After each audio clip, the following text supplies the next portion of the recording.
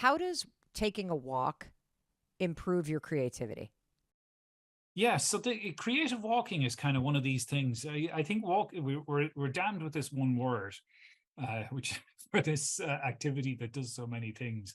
Um, Wait, are you saying there's different types of walking? of course, the general idea here is that we've got one word for an activity, which is walking, Mm.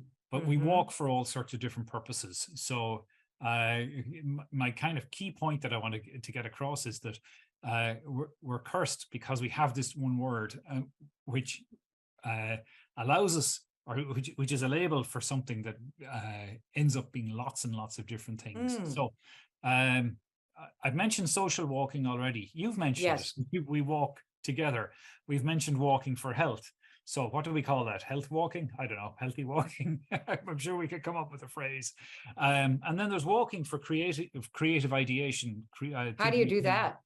Uh, well, you do it by going and walking and thinking. It's that Well, simple.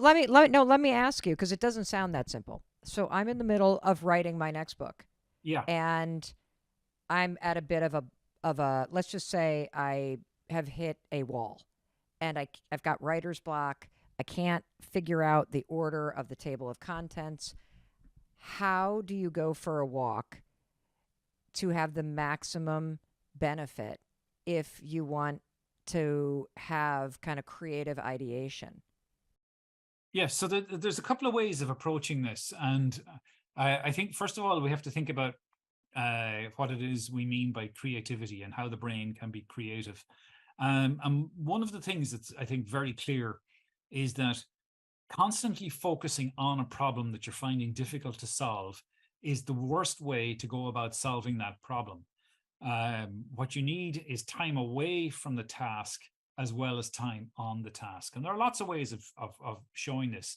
One very simple way is to give people complicated logic problems to solve and just letting them read them and then letting them have a night's sleep and getting them to solve them in the morning. And what you'll find is that people are very, very good at solving those problems in the morning, even though they haven't been ostensibly thinking about them during the course of their sleep.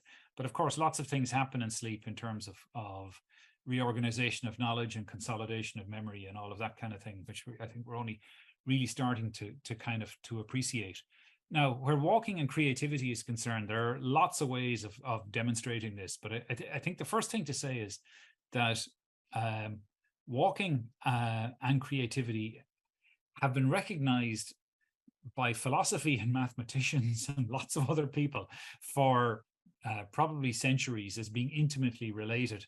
And psychology has only caught up on this in the last 10 or 20 years, which is we're really only at the early stages of trying to figure this one out.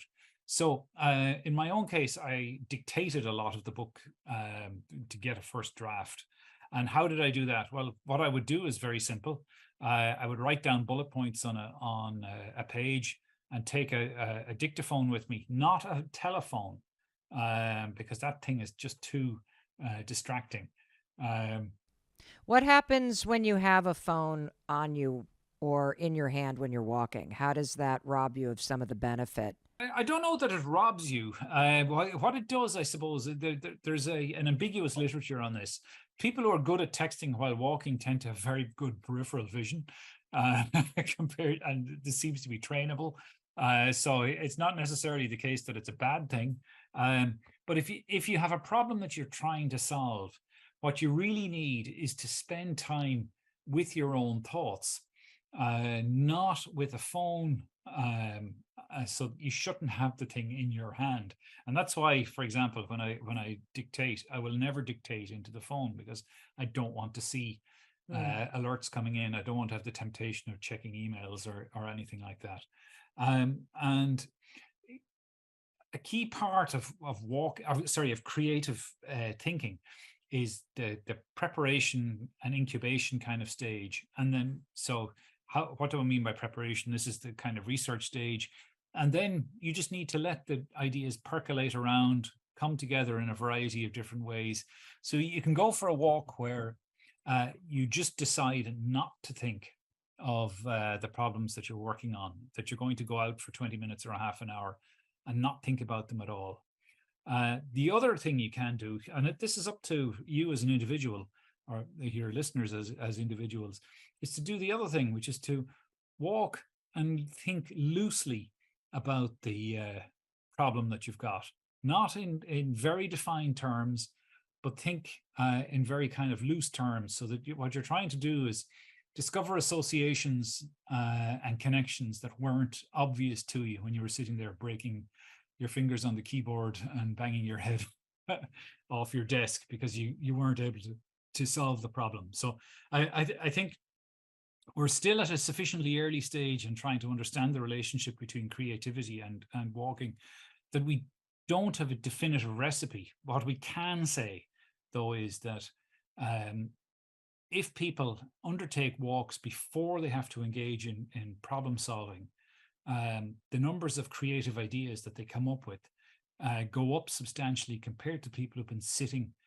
and not moving for the same period. So why is I, that? Well, go on. Yeah. no, go ahead.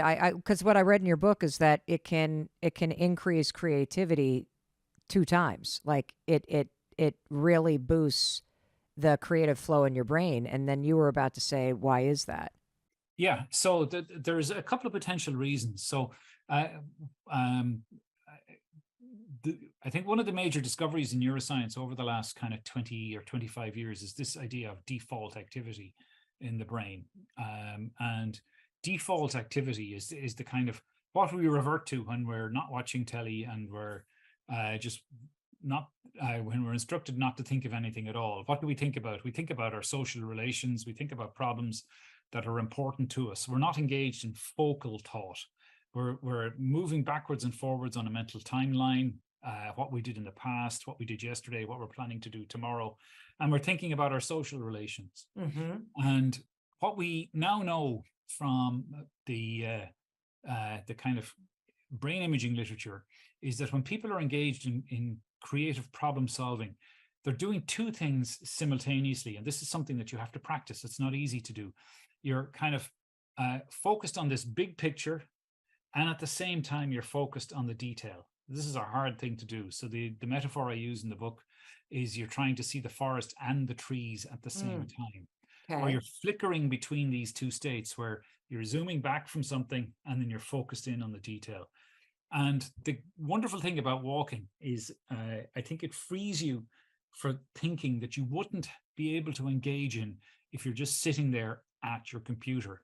Um, because you're not trapped by this little small screen and what's in front of you, you've got a chance to cogitate on lots and lots of other things. And that's why, for example, when I walk, I just happen to notice on my desk here, I have a page of them. I've scribbled notes, and I take my dictaphone and I'll look at those and I'll ignore people looking at me and I will dictate from them. And you end up with thoughts and ideas that you wouldn't otherwise have had. And again, the key point is that you're not engaging in distracted walking in the sense that you're walking around with this thing in your hand. Right. You're What, following. what you're doing is engaging in a kind of a mental zigzag between different ideas until you find the one that makes you go, aha, that's the way I need to do it. And it might be a big idea or it might be a small idea.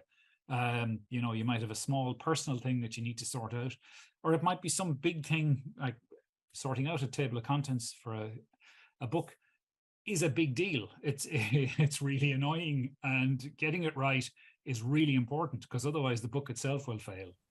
Well, I'm sitting here wondering if one of the reasons why walking helps you have more creative ideas is because it has this ability to suppress the default mode network and that sort of chattering that is going on in the subconscious on default when you're sitting still and staring at a computer. That there's something about the brain moving your body, the feet on the ground, the optic flow of your eyes moving back and forth, and the sense of movement, and how all of that must quiet a part of your brain that you're not able to tap into when you're sedentary.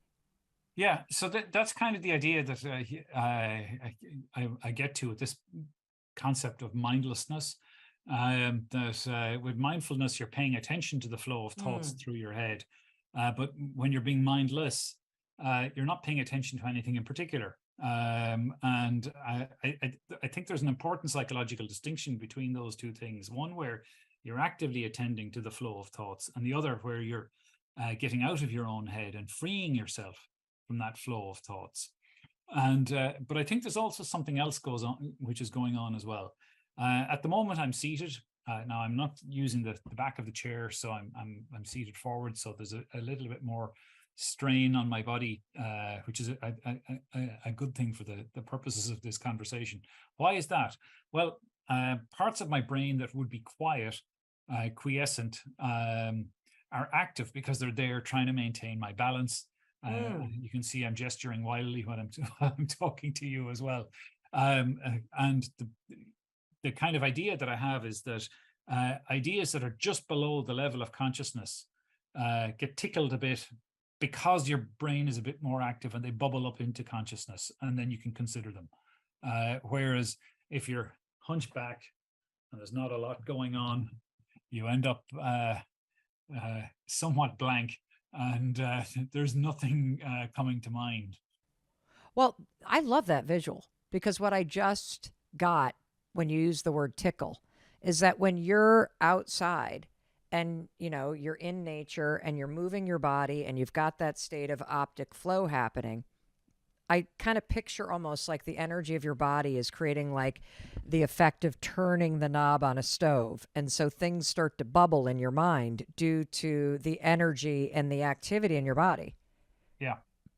Um, how short of a walk makes a difference? Like if somebody were to simply just start doing a 10-minute walk every day outside in a wooded area or a quiet area without their headphones on, over time, would that make a big difference? Would they likely feel a boost in their mood? Because I'm sitting here thinking a lot of people are too sedentary because they think it's going to take 30 minutes, or they think it's going to take an hour, or they think it's going to be hard. So there's good news and bad news here. Okay.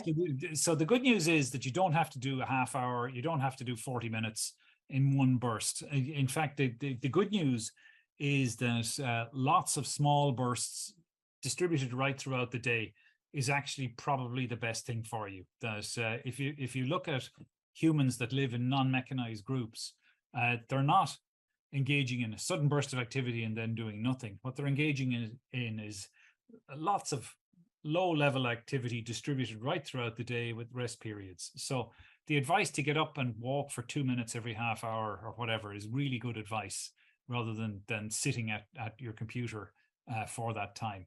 You Now, can get a benefit from a even 2-minute from walk. even from a little bit of activity, you don't need to do a lot, but you do need to do some. Now, here's the bad news. Most humans in Western societies are not moving at all, are not moving very much. So we know this from mobile phone, smartphone data, of which you can grab the levels of activity that people engage in. And what you see in Western societies, Ireland, the US, the UK, France, and all the rest of them, is sadly that people don't walk very much. The average adult in the US, for example, walks at about 4,000 steps a day. Now, a child learning to walk does about 1,200 steps per hour. Whoa. So there's a huge difference. And the country that walks the most is Japan. Why? Because they have cities that are car hostile, despite them being one of the major car producers on the planet. Because it's a very small country and there's lots of people, they walk an awful lot. And as I said, most people don't walk very much. So my advice is always walk about 5,000 steps per day more than you're doing. And that gets you, for most people, very close to that magic 10,000 steps, which is Where did that come from? It's Where a made did up. 10 No, it's made up. There are all sorts of apocryphal tales about where it came from. One is Which that one is your favorite? I think the one that I like the best is that it's a mistranslation from a Japanese activity company in the 60s. I don't know if it's true or not. However, what we do know is that if you look at what's called all-cause mortality, your likelihood of dying of anything rises the more inactive that you are, and it falls the more active you are. So at somewhere between about 4,500 and 7,500 steps per day, people's all-cause mortality falls quite substantially, something like 30 or 40%. You must turn on your mobile phone and find out how many steps you're walking per day, because most people don't know. Okay. So that's the first thing you need to do. Okay. And what you'll find for most people most of the time is that they're not walking very much at all. It's probably around 3,000 or 4,000 steps a day. And that increases your chances of dying younger of something unpleasant. I got 2,800 steps right now. So yeah, so you need to add 5,000 steps to that. Okay, how big of a distance is that? I guess it's about 5 kilometers or 4.5 kilometers. That's a lot. So I have to walk 2 miles a day, 2.5 miles a day, you're saying? Yeah, to my mind, it's not much at all. But I can boast because I did 9,785 steps today. And Shane with the flex, everybody. He's holding up his phone. Well, you are the walking guy. I would hope you walk every day. Oh, yeah, yeah. I'm really curious to hear what you think of our topic, because you and I are going to dig into the science of walking. Yep, you heard it. We're going to talk about the extraordinary benefit to your mind, body, and spirit